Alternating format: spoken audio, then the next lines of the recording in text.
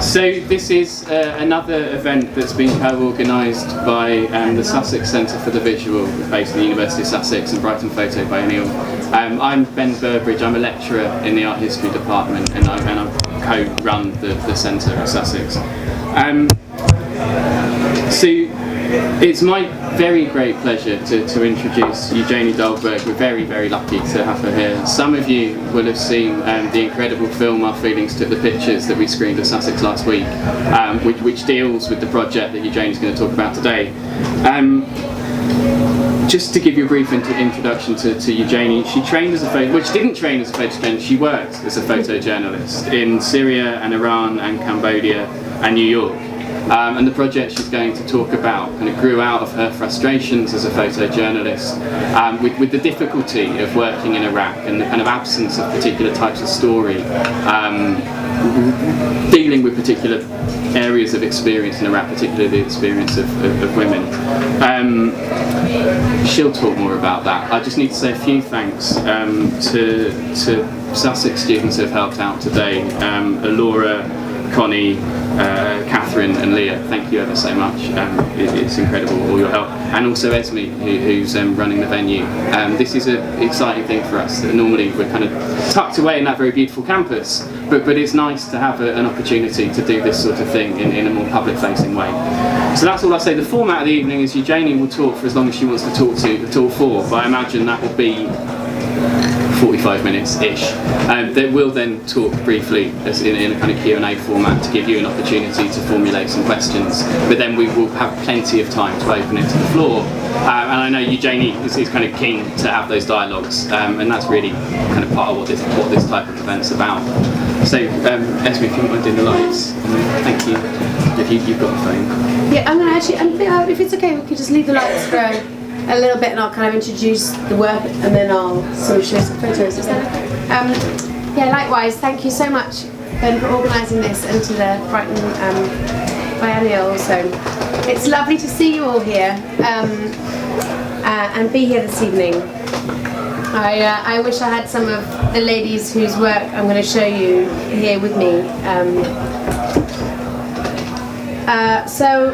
I'm going to show you, I'm going to talk for a little bit and introduce the project and how I came to make this work, and then I'm going to try and spend most of the time showing you their photographs and reading a little bit of their text and their captions to you as well, just to give you a little bit of a sense of the body of work that they created. I was actually living in Syria from about 2004. I was actually going to Iraq as a lot of my friends were leaving Iraq, as journalists became targeted more and more by the various militias, and it became very dangerous to have contact with civilians, and also very dangerous for the civilians who they were having contact with. The story into what was happening to normal people in Iraq was just a blackout. And at the same time I was living in Damascus, and Syria was one of the only countries that had an almost open border policy towards Syrian refugees at the time, to Iraqi refugees I should say at the time, and so I was meeting a lot of Iraqi refugees in Damascus and hearing their stories and hearing of what was going on in Iraq, none of which was getting into not only the mainstream media, but any media really. That's not to say that I don't think there's brilliant journalists and photojournalists out there making incredible work at enormous risk, but that it has become so hard to make work, and especially to make work that is concerned with what I call kind of the domestic layer of conflict. What happens to women and children and families, and that story is told so much less anyway, and is almost obliterated and written out of history really, in the circumstances that we're very sadly seeing in conflict today, and back then in 2005. When I sort of, the idea for this project was born. I was actually, I had some wonderful Iraqi musicians around at my house one evening, the sort of the first time we really decided we had to make this work. And they were telling me, you know, stories of how people were getting their whole family histories tattooed on their bodies, so that, you know, if they went through a checkpoint with the wrong ID, i.e. that they belonged to the wrong religious sect or came from the wrong place or had the wrong name, that their bodies would be dismembered, and so that they would have tattooed on them, you know, their life history, so that their family could get their bodies back. I mean, this kind of crazy, I mean really crazy violence that was being, as I said, kind of, I feel, very much written out of what was going on. And I and a Syrian friend of mine who I've been working with already, and this wonderful Iraqi lady, decided that we had to do something about this. And so I was in this kind of very privileged position that I knew a way round to kind of snake my way through the Syrian authorities and make work and bring women from Iraq to Syria and make a workshop. So that's kind of what we did. So I was very, very lucky to be introduced to an incredible Iraqi novelist and professor at the University of Baghdad, Irada Zaidan, and she got a range of different IDs and disguises so that she could travel around the country. I mean, just to give you a bit of perspective, in 2006, people were not leaving their neighborhoods, you know, even their streets, even their houses, let alone traveling across the country. But she believed in this so much that, you know, and she had a small daughter as well, a single mum with a small daughter. And she put herself at such enormous risk to put together a group of women. So she travelled to Fallujah, which was a completely shut down, like a concentration camp really. Fallujah, Mosul, Kirkuk, Basra and Baghdad, and put together a group of women who generally came from very, you know, normal, how can I say it, such a difficult thing to say, you know, some of them were journalists and activists, because I wanted there to be some journalists and activists in the workshop, but of a group of 12 women, maybe that was 3. And the rest of the women really would never have an opportunity to have their stories in the public forum. And so she put together this group of women. It was so difficult because at that time, for example, after the fall of Saddam, a lot of the passports were made invalid because so many passports, there had been such a breakdown in all the public services, a lot of passports had been falsified. So huge amounts of people couldn't travel at all because their passport would begin with the wrong letter, for example, and all those passports had been made invalid. So to find women who could travel, who could leave their families, who had travel documents that hadn't been destroyed or that were valid, it was an incredible feat. You know, she's an amazing woman, and I really wish she was here today. Anyway, we put this group of women together, and they came to Damascus, and we lived together in a house in the old city for a month. And we made life maps, which are, for me, it was very important that I didn't want to kind of bring a group of people together and put them on the spot and sort of say, well, what's your story, or make photographs. It was really important for me that there was a really structured methodology where at no point people were asked questions. You know, I wanted the methodology to support people telling their stories in a way that people could feel they could, you know, they could volunteer the information that they wanted to volunteer about their lives, the stories that they wanted to volunteer, that it was a closed circle of trust, and that somehow we were all in it together. I didn't want to be a facilitator, if you like. I wanted us to really be in it together, so I actually began by telling them my story. And we made these big life maps, which are about the size of that screen, and basically, you know, they were the stories of their lives, but very, very simply. And from that, we were always talking about like how it felt to live those stories. So not only what they had experienced, but always coming back to the emotional experience of actually living those stories.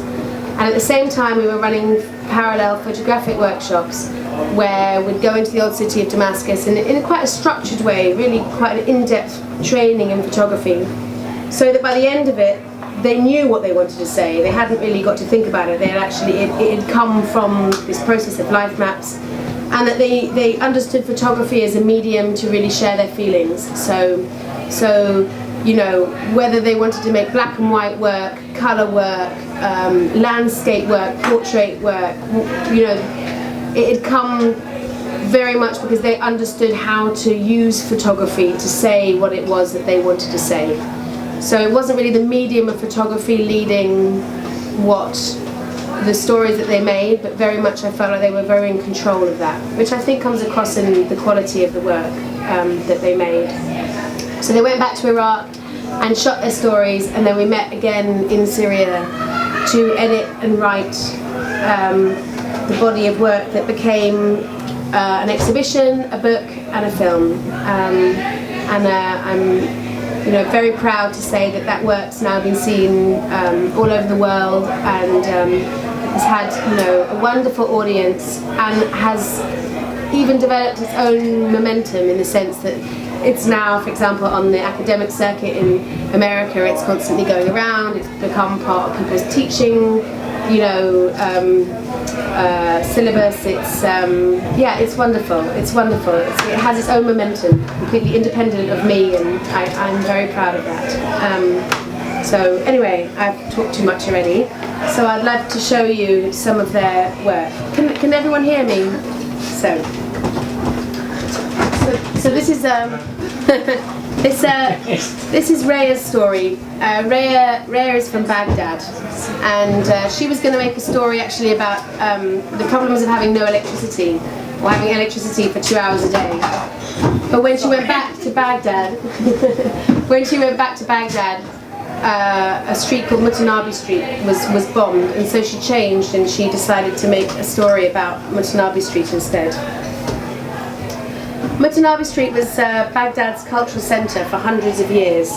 Every Friday of her childhood, Raya's father would take her to the book market, and as an adult she frequented the Shahabanda cafe. In March 2007, a massive suicide car bomb destroyed the whole of Mutanabi Street. 2 days later, Raya went and photographed. Her black and white pictures are tinted with purple to evoke the Mongol sacking of Baghdad, when the great libraries were thrown into the river and the waters flowed the colour of ink, almost 800 years before. So I'm going to read you a little bit of her essay, a little edit from her essay, and then I'm going to show you her photographs with captions. I just didn't feel like going to work, and couldn't be bothered to get out of bed. I'm afraid that every time I'll go out, I'll hear I've lost another friend, and I'm beginning to hate hearing the news. Someone was killed, another lost his hand in an explosion. Nothing but death and destruction. At work, I told them I'd be coming in late, and sat down for a cup of coffee and a chat with my mum. She began talking about how beautiful the weather was, but that made me melancholic. For me, good weather is an invitation to take a walk around Baghdad, talking to my friends. I drank my coffee in a hurry and smoked a cigarette that I didn't enjoy because all I was exhaling was pain and frustration. I went to work. A few hours later, a colleague ran into my office. They've assassinated Al-Mutanabi. 2 days later, I went with my friends to Al-Mutanabi Street to mourn another monument's collapse, while we sit impotent, our hands tied, voices silenced, and our will defeated by the weapons of war. I walked through Al-Mutanabi Street with Hassam, looking for his bookshop, looking for the Shahabanda cafe and all its customers, looking for Adnan. He was always proud he had the latest publications. Ash. Everywhere. I watched people's feet, and I remember how my own feet grew year after year as I walked down this street. What an illusion to think my son would also be able to grow up here. We stand mourning the ashes of the books, the destruction of the street, and the bodies of our sons, which we can't even find. We didn't kiss them goodbye. They are not buried in the ground, but between the ashes of our books and our dreams. Dreams that one day our country will be well again.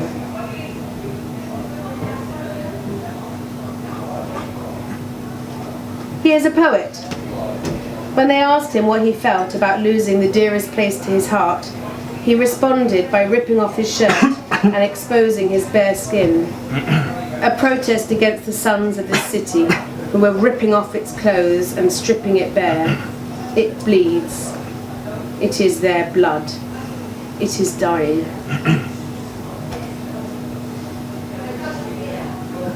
My father used to walk us all around Baghdad with me and my brother. He introduced us to the great history of our country. I wish I could bequeath to my son what we inherited from our father, but they have killed this dream. They have bombed Al-Mutanabi Street.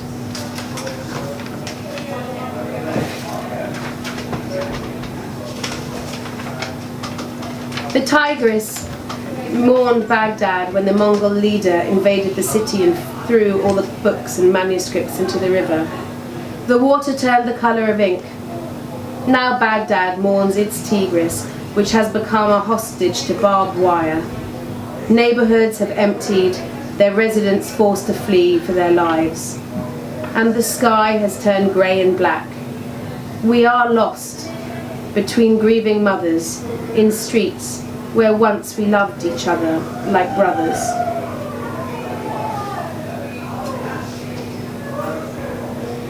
Two days before the explosion, we were talking about Ahmad's problem. Everything in his house had been stolen, including his 5,000 book library, collected over many years. During sanctions, we had to sell our books so we could live, but Ahmad preferred to starve. We suggested he go to Al-Mutanabi Street on Friday. Maybe the thief would try and sell his books there. He was enthusiastic about the idea, but they were faster than we were. They burned Ahmad's books, Mutanabi's books, Baghdad's books. The Shahabanda Cafe was the only literary place we could still gather. The only cafe I could sit without feeling I had to be ashamed of my female body. Religion has named my bare breasts contemptible, and the lavender between my thighs a disgrace. They were born from wombs just like mine, but they have abandoned God and His mercy, and they have burnt the last refuge I could share with my friends. This is the bookstore of Adnan al-Jibri, the happy martyr. That's what was written on the black banner in the ruins in front of his shop. Adnan was proud of his shop. It was full of books from the best publishing houses, but empty of books written by the people claiming to be sheikhs and Islamic scholars. They have refused to give in to their continuous threats, and now they have killed him, stolen his history and his life.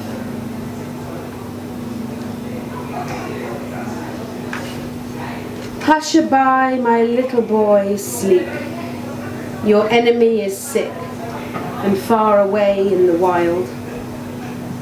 My son has gone to sleep under the ashes and refused to be separated from the books he loves. The poets, Al-Sayyab, who celebrated the rain, Zahawi, who confronted oppression, Rasafi with his sarcasm, Jahawiri, who sung his praises for the Tigris. And here is my son, sharing the wind with them, with no grave and no headstone.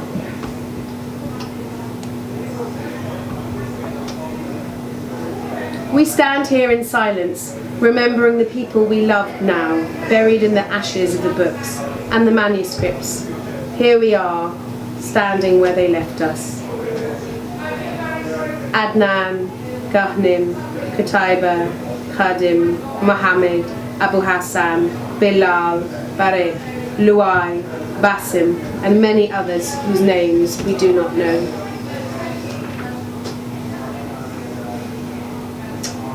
While I'm just reading the book, is that okay? Or just one night or something? Okay. So everyone's not sitting in the dark. Oh no, sorry. Is it possible just to switch on that light or not? Okay.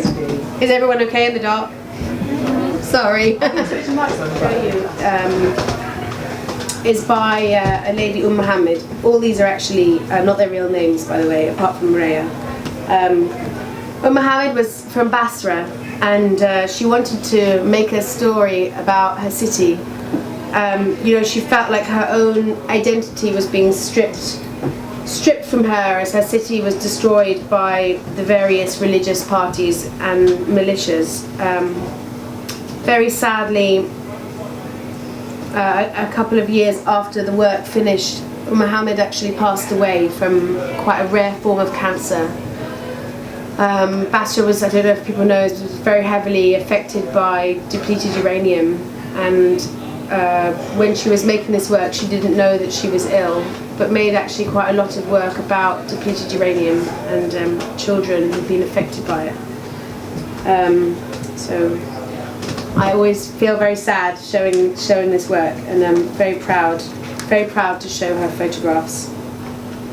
I feel her photographs are really loving portraits of Basra, resonating loss and times past. So I'm going to read you a little bit of her story, and then I'm going to show you her photographs.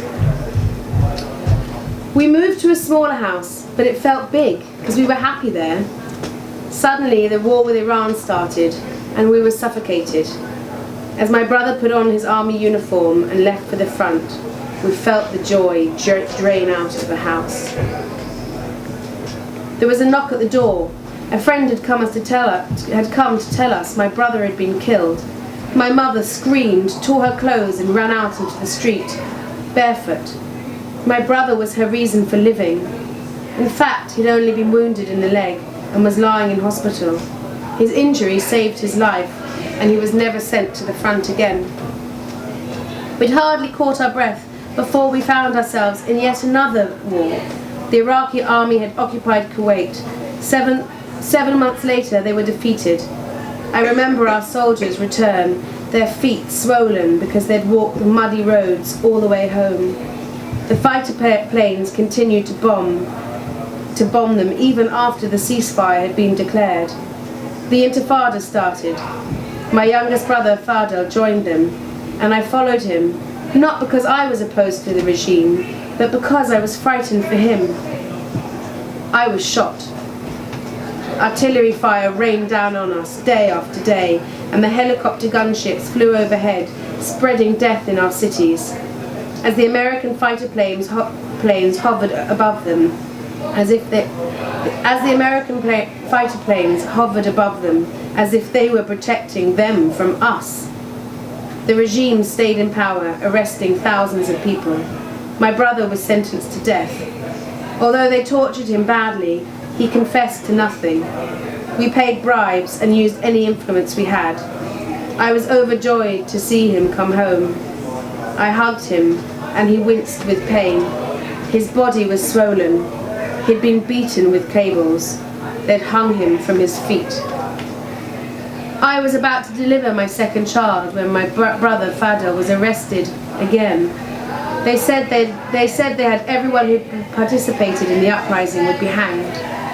Alone in the house, I went into labour. I heard my baby's first scream, and the second, but never the third. My child had died before I could hold her in my arms. The umbilical cord had wound itself around her neck, and she was strangled. The sanctions ground us down, and Iraq had become a very small place to live in. We decided to leave Basra and went to live in Baghdad.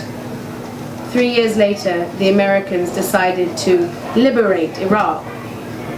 The Minister of Information appeared on TV. We will repel those animals. Those animals managed to occupy Baghdad in 3 weeks. 39 rockets shattered the silence of the city's nights, minutes after George W. Bush declared Operation Iraqi Freedom. I decided to go back to my city, to Basra, to safety.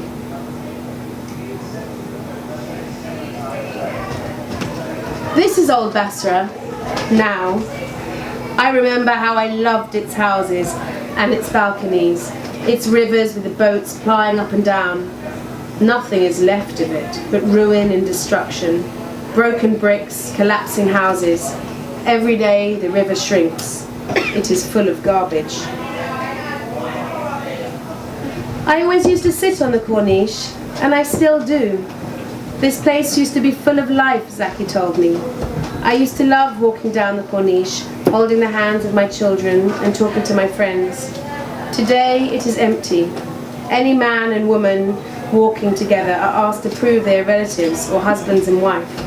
Now the place is full of ghosts and the hum of traffic. The last time I visited this building, my husband and I met up with a group of writers and artists. This used to be a busy cultural centre, but today, as everywhere else in Basra, it has been taken over by one of the religious parties, which have swallowed up my city since the beginning of the occupation. They have put the black flag in the mouth of the dragon, announcing a new kind of death. I was 5 years old when my uncle took me to the cinema.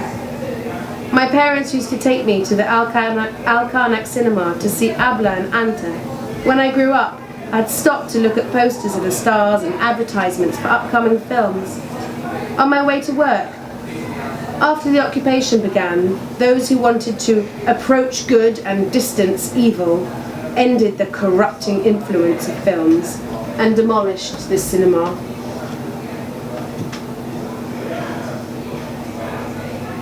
The religious men who are running my city on behalf of God have destroyed the statues of the city because they say they are haram, or forbidden.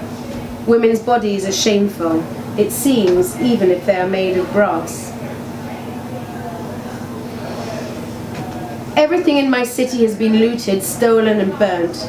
The British Army has done nothing about it. They laughed and called us the thieves and destroyers, the Alibabas of Basra. We visited this ruined piece of land many times when it used to be an amusement park. After the occupation, the rides were all stolen, even the bricks, and for some inexplicable reason, the palm trees were burned down.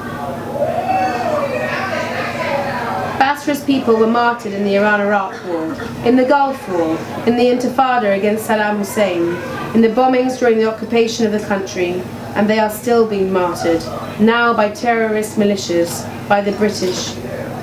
This young man is sitting talking to a loved one who had been killed. I came back to Basra from Baghdad the day after the invasion began. I love my city and was proud to be from there. It used to be a crossroads of people and cultures, a place of warmth, beauty, elegance, generous-hearted, and open to the whole world. Now everything we loved about the city is being taken from us. It is not the place it was, and I feel the bitterness of its loss.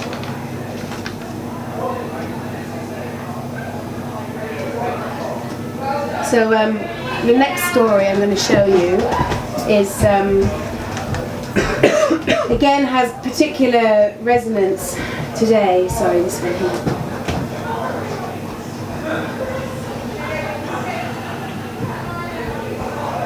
Thank you.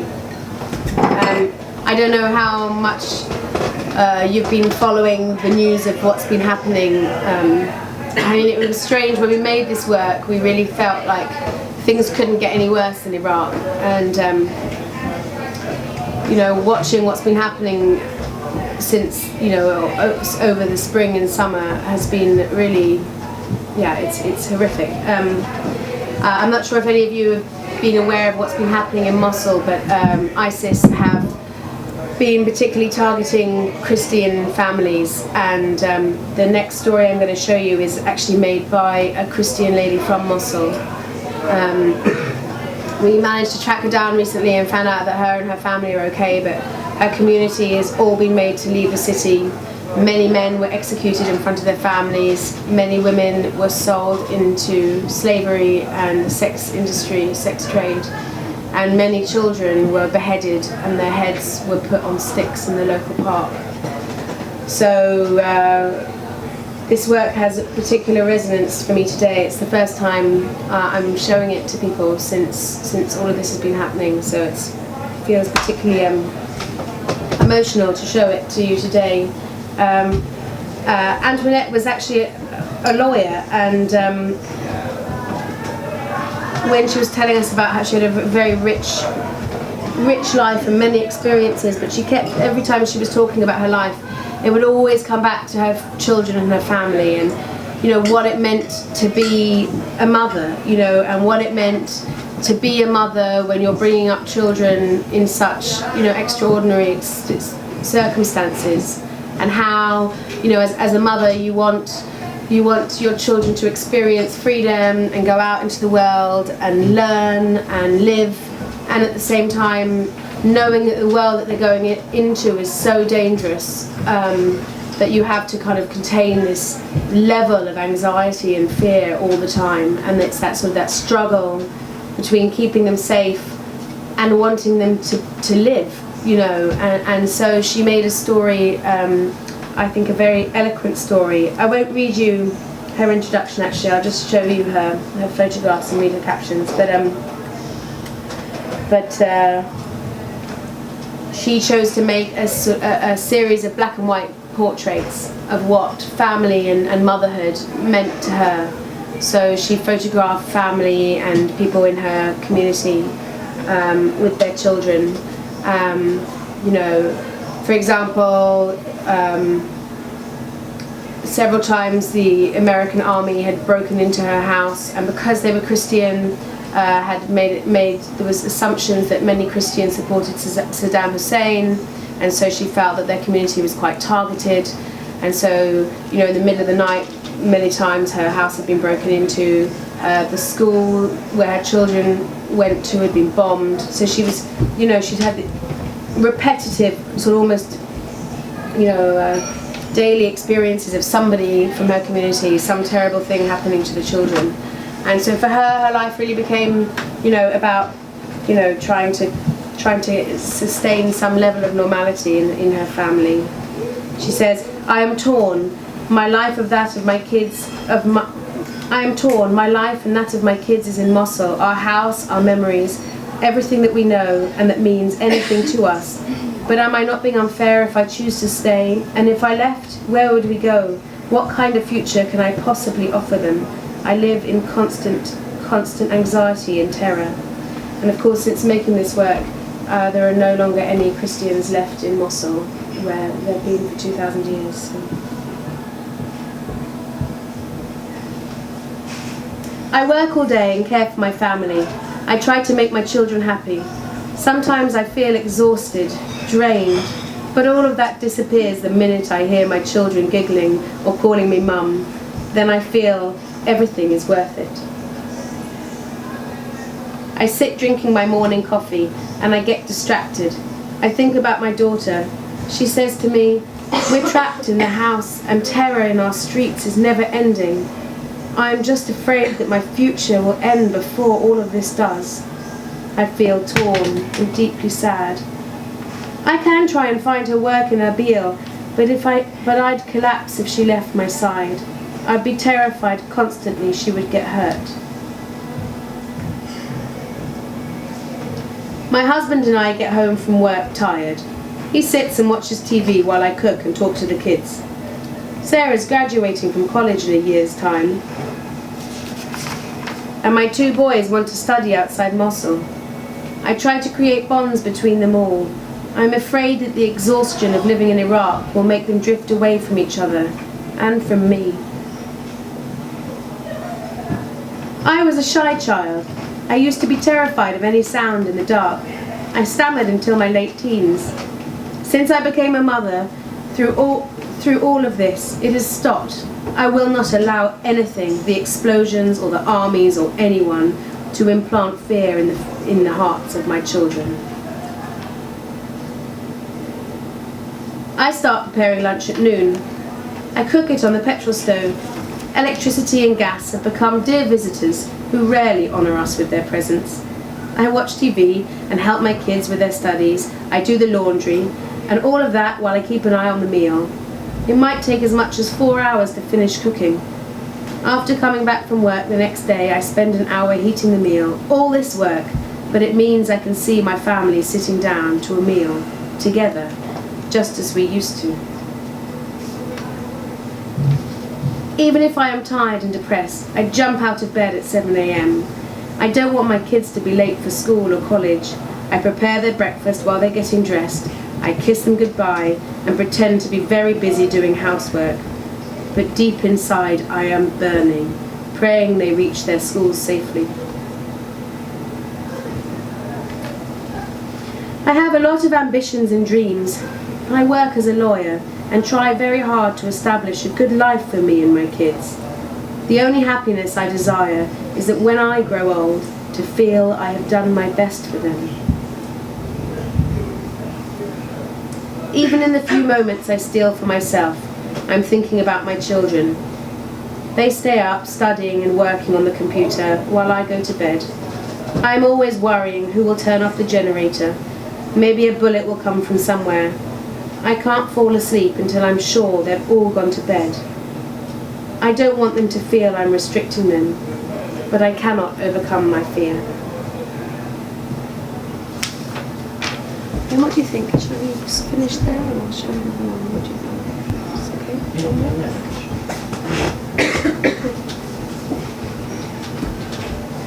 What do you think?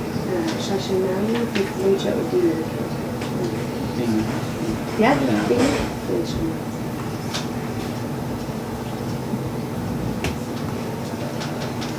So this one is something completely different. What the novelist I was telling you about, who partnered with me in this project, she was a single mum. She's a single mum, and her 6-year-old child would walk around the house and play with this tortoise we had, and kind of, you know, do drawings in the corner and kind of watch all of this stuff going on and listen to all these stories. And about a week into it, she came up to me and went, I don't know why no one has asked me my story. You know, I am an Iraqi woman after all. She was brilliant. Anyway, and so she ended up making a story about being 6, you know, being 6 in Baghdad. And she was brilliant. She said, oh, I don't know, you're always talking and talking and talking about how sad everything is, and Baghdad is the best, Iraq is the best. She had this incredible kind of optimism, and you could see that somehow also within her optimism and her sort of refusal to speak about what was going on, that actually she was already protecting her mum from the pain her mum would experience knowing, you know, what was happening to her as a child. It's quite an extraordinary thing that happened to childhood. And so I think we'll finish with some of Dima's photographs. She decided she wanted to make well, she made lots of stories actually, but the story that she decided to go with in the end, she had incredible focus. She made stories about so many different things, really articulate, focused stories. But the one that she really wanted to go with in the end was about her friends, because that was the most important thing to her. And actually, while we were editing in Damascus, the area that she lived in, Baghdad, used to be quite mixed. But slowly, the wrong sect were being forced to leave the area. And actually, while she was editing with us in Damascus, her best friend was made to leave the street. So, quite poignant stories, you know. Anyway, I'm going to read you a little bit from her biography. I love Iraq. I don't want to live anywhere else. No, I don't want to leave it. Everyone I love is here. My granny, my aunt, my uncle, all of my family and friends. When I was very young and lived outside Iraq with my mum and dad, I didn't have any friends. My mum and I would stay in the flat all day long. Yes, it's true, my mum used to play with me and draw palm trees, but I didn't have any friends or family there. I was lonely, and my mum was lonely too. I feel like Iraq is becoming empty. Everyone we know and love is going away and leaving us behind. Like my friends, Nazaleen, Aya and Hayat. A lot of my schoolmates miss classes. In my classroom, we used to have 3 rows of desks, 10 in each row, and 2 of us sat at each desk. Now we only have 2 rows, and there are just 5 girls left in each row. I love our area. It's the best neighbourhood in Baghdad. Nothing bad happens there. Well, once a sniper shot a woman while she was walking past the generator in our street. My friend Nora's mother and brother saw him and told us. My aunt told my uncle to tell him not to come back that way, and she and I took a different route to school that day. I told my aunt to call my mum. I was afraid she'd come back and the sniper would kill her. But my aunt said, "Don't worry, your mum comes a different way anyway, so don't worry."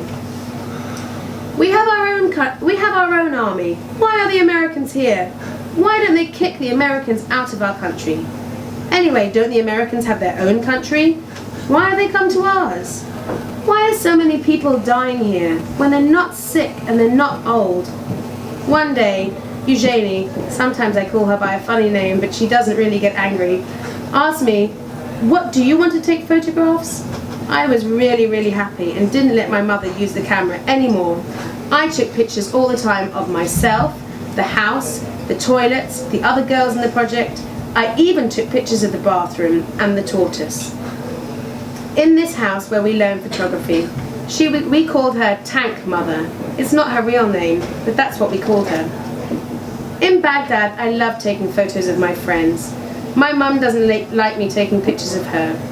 I really love taking pictures of people without them knowing. I love taking photos of myself. A lot. I've taken so many pictures of myself, sometimes I laugh and say, "It's amazing how much I like myself." The captions. Nora and Farah in the carport of our house. They've come to play with me. This is Abu Nazar's school bus. It's called the Squeeze and Crush bus because Abu Nazar, the driver, arranges us one on top of the other to fit us all in, as if we are sardines in a tin.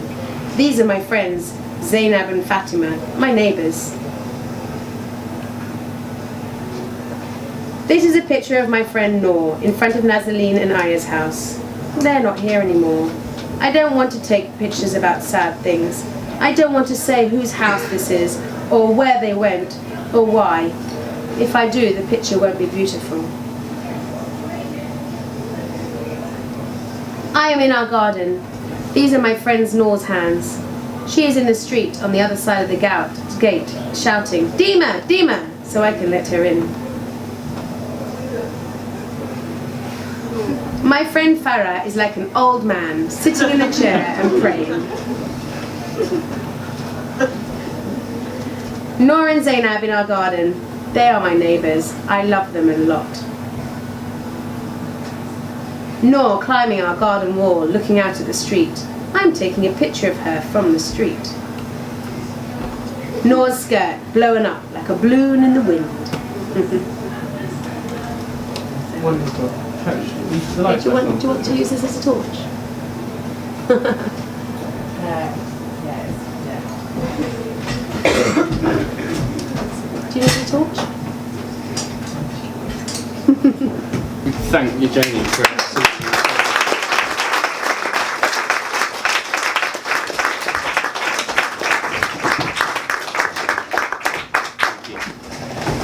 So we can talk in the dark. We can talk in the dark.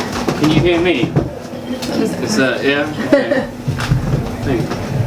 So thank you. It's incredible and quite a difficult thing to now come and try and draw you into the type of conversation that I would ordinarily have with a person after something like this. I come from an art history photography background, and in a sense I think this would be a much more interesting conversation if I came from an international relations or politics or background, because I would actually know a lot more about your subject matter. But I can come at this from the angle, from the knowledge I've got available. A lot has been written over the years about war photography and documentary photography and the relations of power it involves and the politics of representation and the problems that it potentially throws up. And we can talk about all of that in terms of your relationship with your subjects and how it aims to potentially circumnavigate some of those issues. But there's a more fundamental question that I wanted to ask, which is, how are people meant to respond?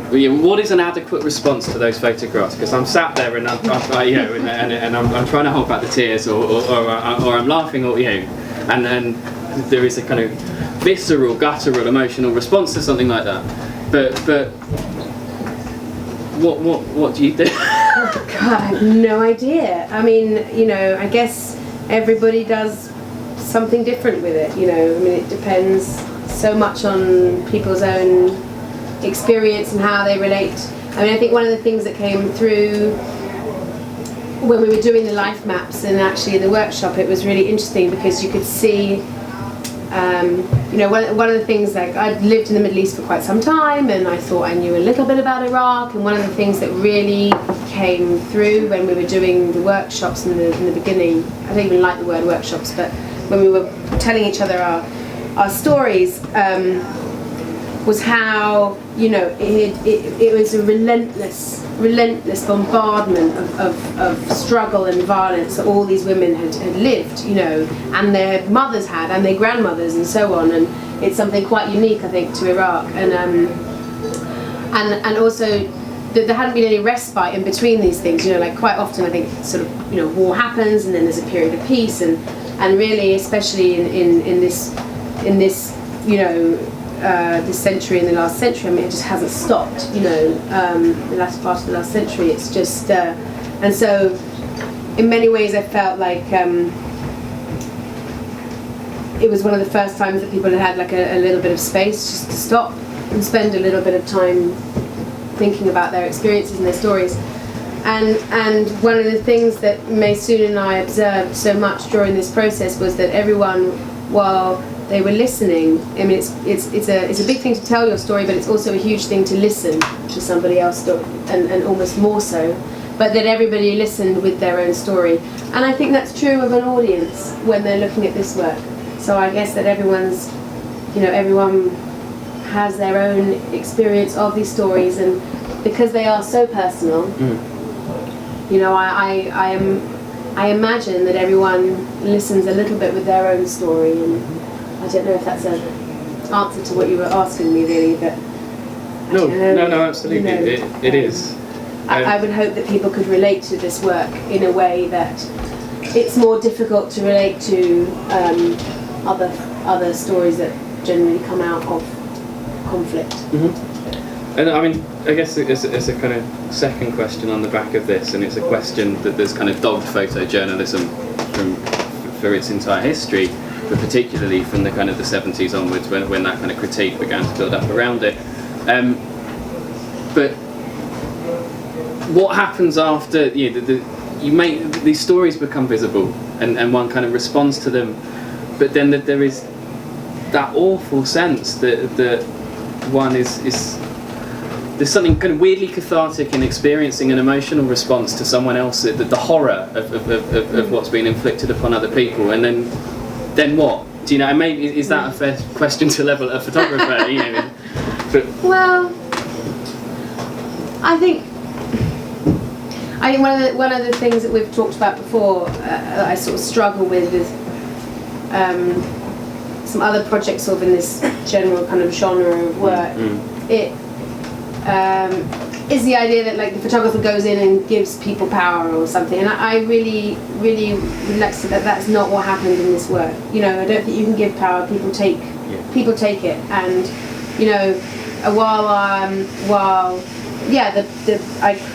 I was the director of this project and sort of made it happen, if you like. The women came into it with such like a ferocious desire to make this work, to write their stories, not to be written out of history. They were, like the story that I showed you from Basra. There were two threats on their lives while they were taking photographs. They didn't stop. Fallujah, the ladies coming from Fallujah. I didn't show you the Fallujah story. I didn't want you all to sort of talk on for too much, but there's a wonderful, amazing story from Fallujah, and the women from Fallujah, there was a car bomb, two cars in front of them as they were coming to Damascus. They turned back for 3 hours and then kept on going. They wanted to make this work. For them it was so important that their stories were not written out of history, and it was so important for them that they could articulate what happened to them, to their children, because they felt like they were carrying what happened to their mothers and their grandmothers without ever really having an understanding that hadn't been warped by time and history and politics and that kind of thing. And so I'm not answering your question really, but in the sense of, I never created this work with the idea that, we were somehow going to be the catalyst for something, or change something, or empower people, or all those sort of things. That wasn't our intention, and that wasn't their intention. I mean, it was a group of very strong, very brilliant, and very powerful women who came together with the solo intention, really, of not being written out of history, and that is so important. And I think so. It's so wonderful, for example, for this evening to see such a full room. And it would make them all so happy, because that was their, and me, obviously. That was our intention. Yeah. And I don't think it needs to be bigger than that. No. And I certainly can't predict it being bigger than that. Or does that? No, it does. It does. It absolutely does. It kind of comes back to something we were talking about earlier, about the kind of a suspicion that kind of I feel towards people who pretend to have answers these days to these really profound situations, and maybe that kind of interpersonal stuff, low level interpersonal genuine communication, engagement, exchange is enough. And then kind of having spoken about response in terms of viewers and audiences, I want to talk a bit more about how this work has been received and where it's been situated, which is something you and I have spoken about before in the context of a roundtable that we did for PhotoWorks magazine, this isn't a plug, but it was a really it was a really fascinating conversation in which everybody was kind of feeling their way around everybody else very politely, kind of establishing their agendas and kind of talking nicely about ideas of participation and photography. And then Eugenie kind of steamed in. I don't recognise this term. I think it's really problematic. I think the whole idea of collaboration as some touchy-feely thing, is collaboration as inherently good, or participation as inherently good, is flawed, and we need to think seriously and critically and in detail about this idea of participation. So just to provide a bit of context, I think you can kind of situate Eugenie's work, the project, in a number of contexts. On the one hand, you can talk about photography and war, and I actually think that's probably the most adequate context in which to situate this work. Is in terms of photojournalism, or in terms of art photographers and the way that they've represented war. And I think that's where it sits most comfortably, and that's where it really kind of speaks most powerfully and most directly, and probably most politically. But there's another place that it gets positioned in terms of the politics of photography and the politics of representation and relationships between subjects and photographers, and that often gets discussed in terms of community photography or participation in photography. This sense that the history of photography, particularly documentary photography, has been kind of skewed towards these kind of outsiders with cameras coming in, photographing people generally less fortunate than them, with the desire to often to make their lives a bit better somehow, however that happens. But that is an unequal power relationship. You as the photographer possess the power, your subjects are there to be represented, you build a career from the representation and so on. So there is a kind of counter-history. There's bits of it in the 1930s, particularly in the 1970s within this country, with things like Photography Workshop, where photographers begin to work with communities. And then there is a kind of a resurgence of that kind of practice in recent years, and where once it kind of very much sat on the margins of kind of official photo culture, it received very little recognition within the art world.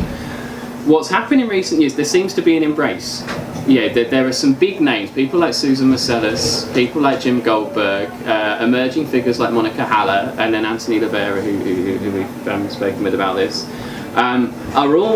they've either kind of have established careers as photojournalists and they've made their move into this world, or they're kind of emerging within this world. And you've got some issues with this work being positioned in that context, and some of the ways that terminology has been thrown around. So I wondered if you could say a bit about position, how it's been consumed, the positives and the negatives about where it's been situated. Yeah, it's a tricky one because I didn't come in. I came to this kind of work and this kind of methodology as a response to a logistical situation where it was impossible to make stories on one hand. On the other hand, I came into photojournalism because I had a real passion for stories, and I think that's the constant actually, is that I have a passion for stories and I have a passion for the power of, you know, people's quite simple stories in a way. I'm not saying that these are simple stories, but you know that I do really believe in the power of people's stories, and I felt sometimes, quite often, working as a photojournalist, that that wasn't something that people particularly wanted to publish or commission work about. On the other hand, I was, you know, constantly blown away and felt very privileged to have this. I felt like being a photojournalist, I had this wonderful, you know, it's a wonderful ticket basically into anybody's lives. When you can think about, you know, I have had so many extraordinary experiences with people that are my subjects and people that I've worked with in all sorts of really extraordinary situations, from 9/11 to earthquakes to conflicts to, I don't know, sex workers, all sorts of different areas where I worked, and you know, and yet at the same time I was always so amazed at how articulate my subjects were at talking about themselves. So I became quite uncomfortable with the role of my subjects as passive subjects, for want of better terminology, you know, and also quite frustrated at the fact that as I said, that the stories that I was really interested in weren't necessarily the stories that were often commissioned or published. So, and then I was in this situation where, you know, I knew all these things were happening and I knew that they weren't being reported and they couldn't be reported. And again, I was living in Syria, and I'd kind of done a project previously in Syria, so I knew there was a way to snake my way around the authorities who didn't want me to work. Like, this was all done kind of underground and under the guise of something else in Syria. And so I came to it almost as a response to a logistical situation as well. So I wasn't really aware of, how can I put this, of the huge background and body of work that I was kind of entering into. I didn't know about the history and the work that had been made before, that this work could be put under the same umbrella as. Does that make sense? Yeah. So when I came out with this body of work, of which, you know, I felt a huge responsibility to, because, you know, at the end of the day, they made the work and then they left it with me, and it was my responsibility then to get it out there, to have exhibitions, to publish the book, to finish the film with Maysoon, to do all these things. You know, it was a huge responsibility which I took very seriously. But I didn't understand the implications of being labelled a participatory photography workshop. Having been through that experience and having had those labels put on the work, I would now defend, with the beauty of hindsight, I would now come out of this and say this is not a participatory photography project, but a political action taken by a group of women, not to be written out of history. I would be more specific about it, because I think that umbrella is very broad, and I think that there's lots of people working within it with very, very different intentions. And I don't share those intentions with, and therefore I feel like it's not the right place for the work to sit, if that makes any sense. Sorry, that's quite specific, so I'm sure most of the audience here might not. No, it makes perfect sense. It makes perfect sense. And so I'll ask one more question, and then we'll open it to the floor.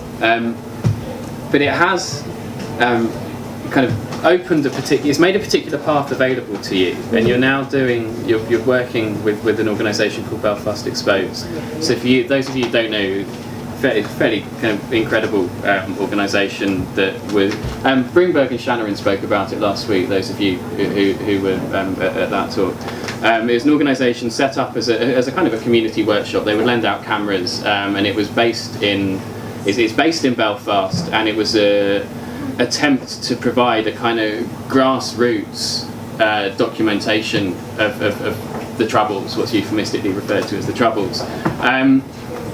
And so you're currently working with them. I mean, listening to you talk, I mean, my history is Belfast. You wouldn't know, I've got a slightly red beard. But my mother's people are Belfast people, and who had to leave, the Catholics, they had to leave because they had the IRA. So weird resonances with all of this. And so it suddenly occurred to me, listening to you talk about this, because you're driven by subject matter more than by this idea of collaborate. This, what you've called this nicey collaboration. And so there's interesting ways in which Belfast Exposed and their agenda resonate with your work in two ways. In terms of a history kind of torn by very complicated sectarian differences, but also in terms of an organisation that's promoted this kind of approach to photography. So can you say a little bit about what you're doing there? Sure. One of their curators, Karen Downey, invited me to have the exhibition of the Iraqi project there about 2.5 years ago now. And I hadn't come across, she'd come across the work, I think at another exhibition, or maybe somebody was talking about it. I can't remember the details of it, but anyway, so she got in touch with me and invited me to come to Belfast. And I've been living away from, I'm a Londoner, but I've been living away for about 12 years and had come back to London actually after this work, really excited to kind of communicate with people about, what I was doing, because in the past I'd just be like, it would just be me making this work. I wasn't kind of part of a community of people. There wasn't like a community of people living in Damascus making this work, so I was quite excited to kind of come back and engage with that. And it was a bit like, I don't know, it's a bit flat when I don't know. I was very busy with the work and doing lots of stuff, but when going to Belfast and showing the work in Belfast, I was like, I don't know, I felt alive again. Like the resonance was really there, like people really got it. Like for me, it's always been about really the two things. One is story and one about culture and resistance. That's very much my family, it's my background, it's where I come from. My dad was from Moscow and was a political dissident, and my mum, and I don't know, I was brought up in an environment where it was very much about culture and resistance, and that is something that I believe so strongly in. And it was great to be in Belfast because people also got that. They got, I think when you've really been through the shit, you really know how important it is, like how being able to express that is, and how important culture is, and the role of music and poetry and art and photography, and has such a different meaning, such a different weight, if you like. Yeah. So I was so happy to be there with all of them and to see how they engaged with the work, and how how people, the resonance really of the work with people there. And we showed the film, and then we ended up showing the film I think 3 times because people kept asking to see it again, and a few different places, and it was great. Anyway, and I really got on with Belfast Exposed. I think they're a really fantastic organisation, very open-minded, very reflective, very interested in breaking things up, and not just in being very self-reflective and not just accepting the status quo of what things are in the world of participatory work or art, or they're very dynamic. And so they kept finding excuses for me to come back to talk and participate in various things, and then in the process of doing that, I started to look at at the women's experience there, and how it had been looked at and told, and who had told those stories. And it became apparent that women who were very closely connected to the Troubles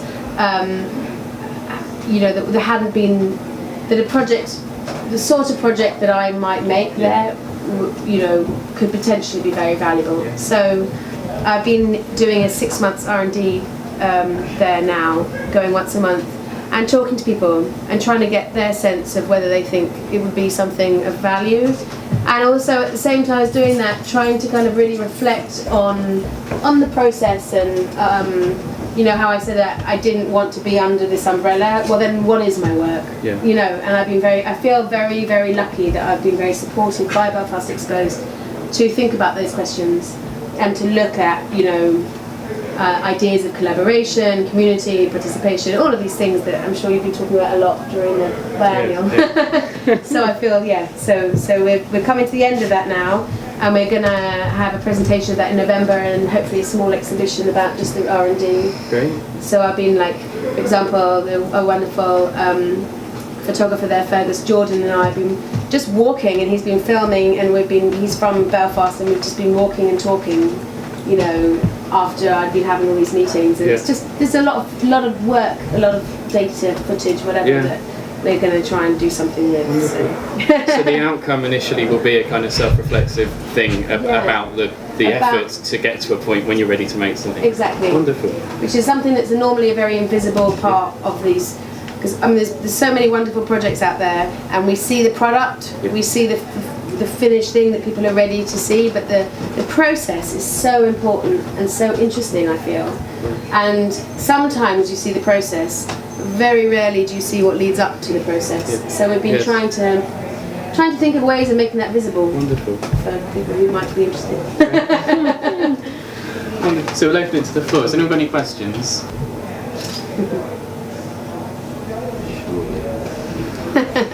Hello.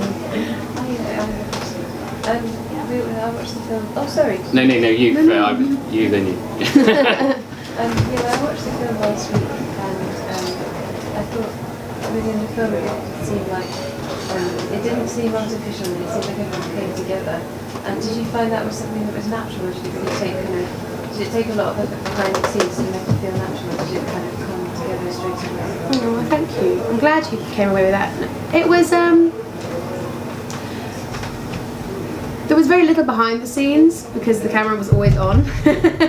And I think the intensity of what everyone was coming out of and the desire to make the work is what drove that kind of connection and sense that everyone was together.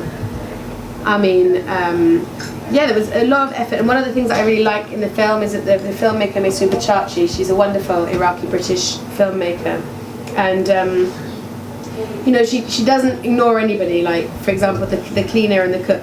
You know, I think a lot of filmmakers might have just ignored the fact that there was somebody always in the background, always washing the sheets, always doing, and actually that she was such an important part of that process as well, if you know what I mean, like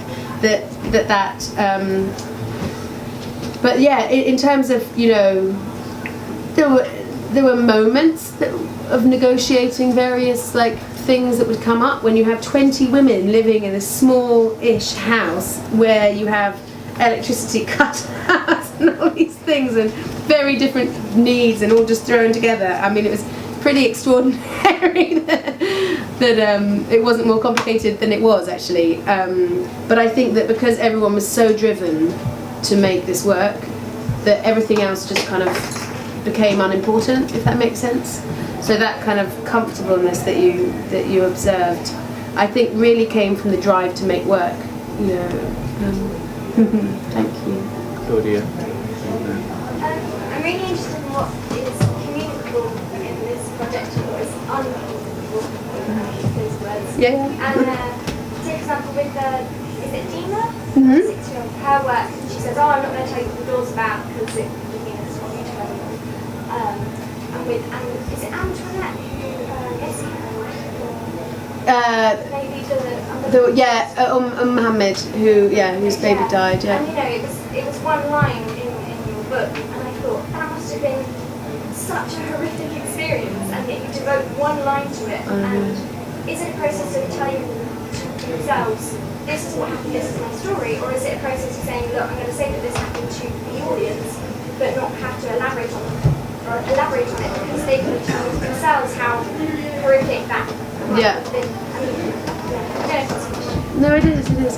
I mean, it's interesting that you pulled up on that one point because I've often thought that whole point could be in a film, you know, like that it's the story of like the whole family were paying, all the attention was on the male drama, you know, her brother I think had been shot, and you know everybody's eyes was on what was going on with the men, and meanwhile, you know, she was giving birth alone. And for me that's such a poignant and moving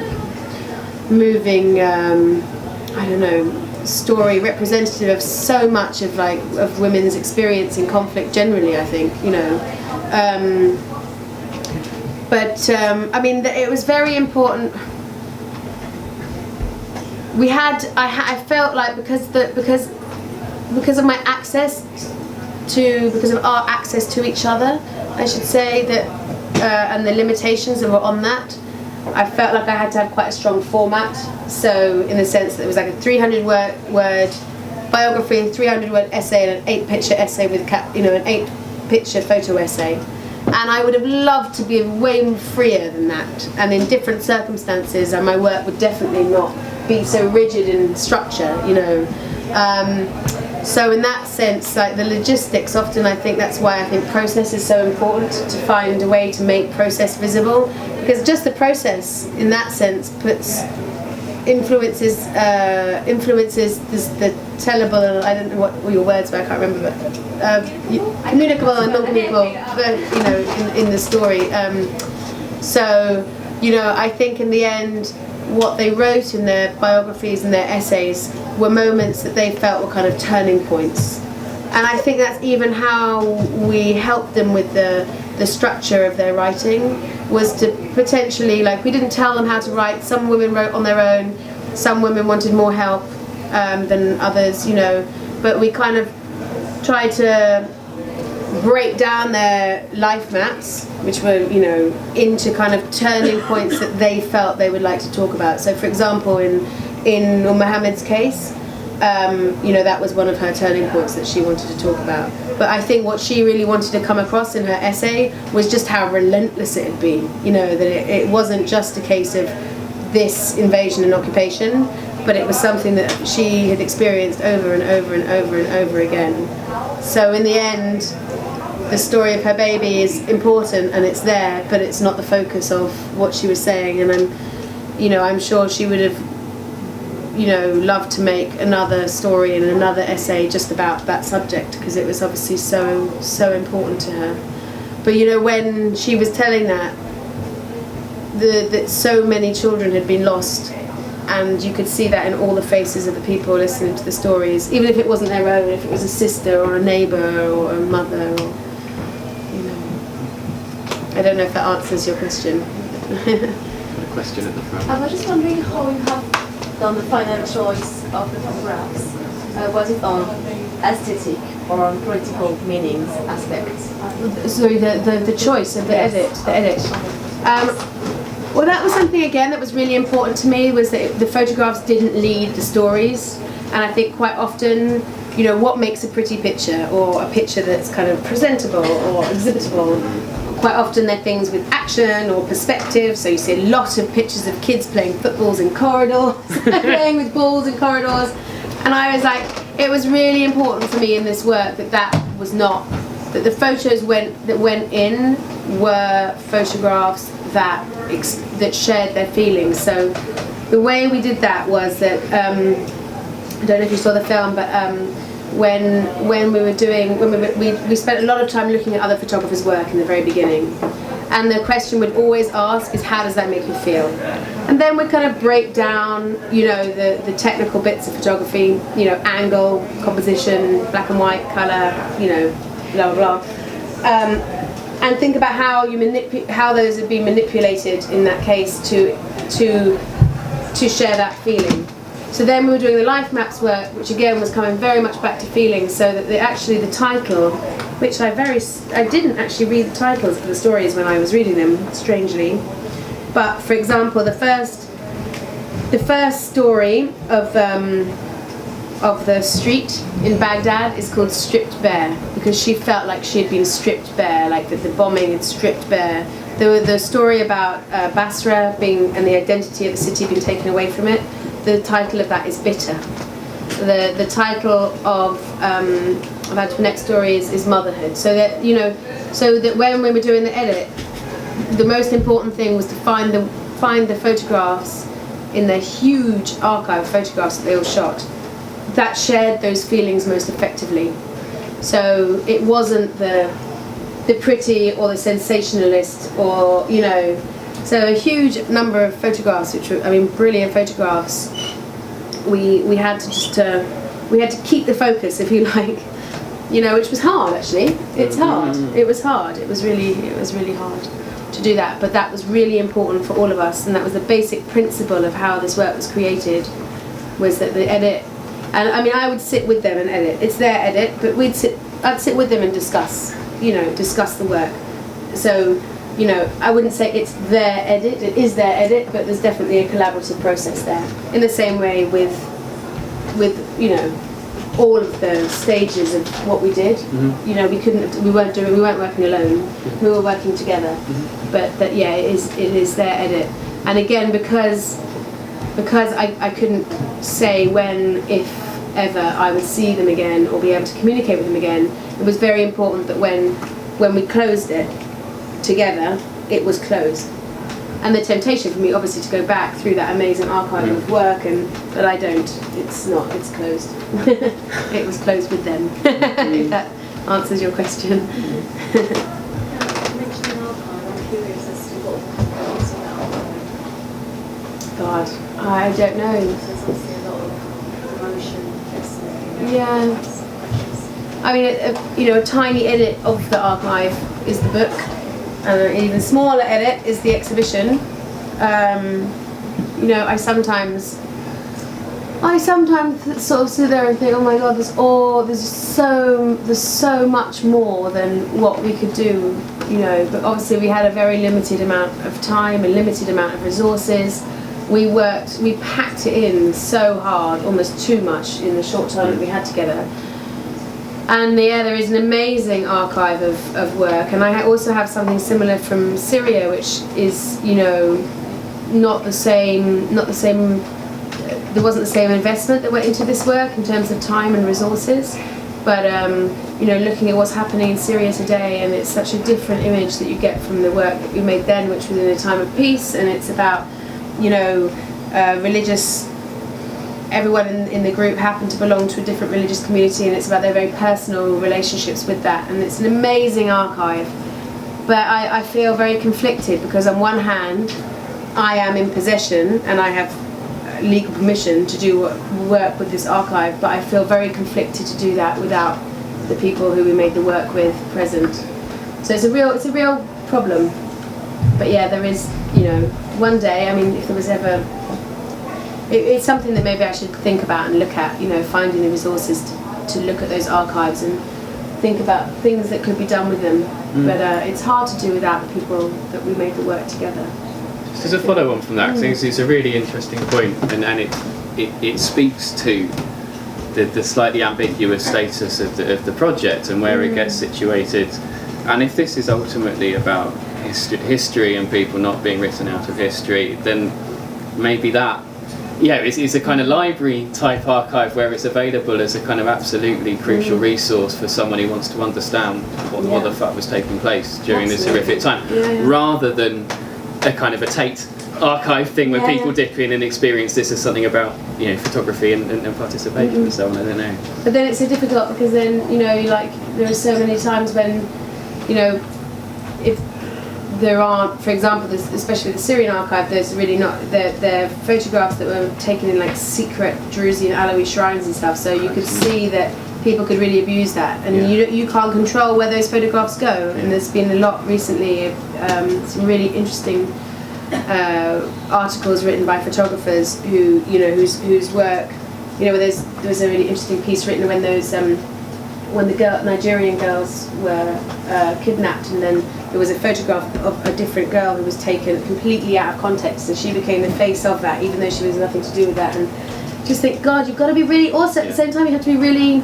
Like, I want it to be out there. I'd love it to be a resource for people. At the same time, I feel very protective of it, because if those photographs ended up in the wrong hands, or being seen by the wrong people, or being picked up and used as the image of something, you know, especially if it's done without the active consent, because I have consent, but like present consent of the people who made the work. I mean, an example of that is Maysoon, the filmmaker. She actually has a film school, a free film school in Baghdad for film and documentary, and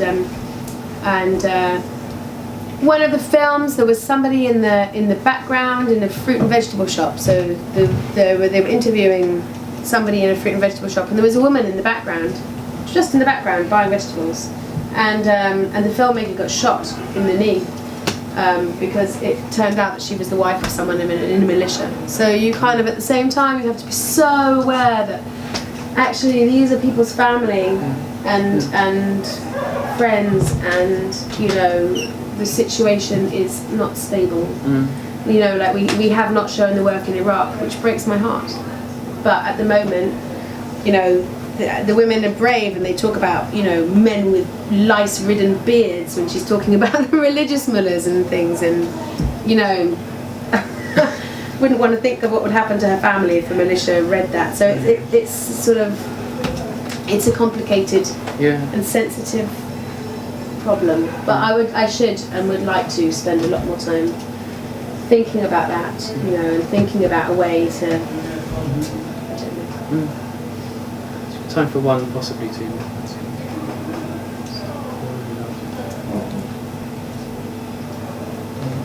Yeah, one there and then. Yeah. I was just wondering, how did you make yourself see the film and see the book and Yeah, absolutely. Oh, by the way, and anyone here who speaks Arabic, I am so sorry for my pronunciation of everything this evening. It's really appalling, and sorry, I just thought I'd say that before I remembered. But yes, they've all got the book, and they've all seen the film, and you know, there's actually been a really strong network. You know, again, not something that I created or was my intention or anything. It's just what happened through the process of, you know, and the friendships that were formed, and the kind of solidarity and sisterhood that everyone had in making this work. I mean, the horrible things have happened since the work. One of the women, she almost predicted it in when she was talking about her life and her experience, and she was a woman who, in another context and in a different situation, would have been a very ambitious, successful, outspoken woman. But because she was an outspoken, ambitious woman who wouldn't be silenced and would appear on TV, and she was actually also Christian, and so she would appear with that hijab and everything. And she was walking back from the market one day, and some men jumped out of a SUV and shot her dead in front of her mother, which is just so awful. It's just so awful. But you know, I mean, it's a small thing, but you know, there was a really strong sort of network and solidarity from all of us for her mother and her family, which is ongoing. And when Mohammed got cancer, you know, she didn't survive, but you know, we managed to get her treatment and get her out of Iraq. And you know, in that sense, I'm not saying it's like a huge thing, or we did anything beyond just being, you know, sisters. Really, we just did what sisters would do, and you know, that very much came out of making this work together. It's an appropriate way to end it. So thanks, Eugenie.